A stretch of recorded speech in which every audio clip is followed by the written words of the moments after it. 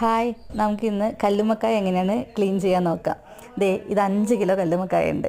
ഇത് നമ്മൾ ഒന്ന് കഴുകിയതിന് ശേഷം ഒരു വലിയ പാത്രത്തിലേക്ക് മാറ്റിയിട്ട് തിളപ്പിക്കാൻ വെക്കണം. അത് ഞങ്ങൾ വിറകടുപ്പിലാണ് വെച്ചിരിക്കുന്നത്, സ്റ്റൗവിൻ്റെ മുകളിൽ കൊള്ളില്ലാത്തതുകൊണ്ടാണ്. അങ്ങനെ എന്ത് ചെയ്ത് വിറക് നന്നായിട്ട് കത്തിക്കുമ്പോൾ അത് പെട്ടെന്ന് തിളയ്ക്കും. ഒന്ന് ഇളക്കി കൊടുക്കുമ്പോൾ നമ്മൾ ആ ഷെല്ലൊക്കെ പതുക്കെ ഇങ്ങനെ ഓപ്പൺ ചെയ്ത് വരുന്നത് കാണാം. അതിനുശേഷം നമുക്കത് തണുക്കാൻ വേണ്ടി വേറൊരു വലിയ പാത്രത്തിലേക്ക് മാറ്റാം.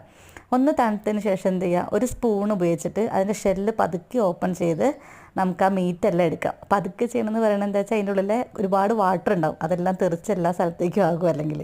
അപ്പം നമ്മൾ എന്ത് ചെയ്യാം, കണ്ടില്ലേ ഒരുപാട് വേസ്റ്റ് ഉണ്ട്, ഒത്തിരി വേസ്റ്റ് ഉണ്ടാകും. ഈ വേസ്റ്റ് എല്ലാം കളഞ്ഞിട്ട് വേണം നമുക്കിത് കഴിക്കാൻ, അല്ലെങ്കിൽ നമ്മളെ വയറിന് വേഗം കേടായിപ്പോവും. അങ്ങനെ എന്ത് ചെയ്യാം, ഇതിൻ്റെ സ്റ്റൊമക്കെല്ലാം നമുക്ക് കൈ കൊണ്ട് വേണമെങ്കിൽ ക്ലീൻ ചെയ്യാം, അതല്ലെങ്കിൽ ഒരു നൈഫ് യൂസ് ചെയ്തിട്ട് സ്റ്റൊമക്ക് കട്ട് ചെയ്ത് മാറ്റാം. അതിനുശേഷം നന്നായിട്ട് വാഷ് ചെയ്തിട്ട് എടുത്താൽ നമുക്ക് കറി വെക്കാനുള്ള കല്ലുമ്മക്കായ റെഡി.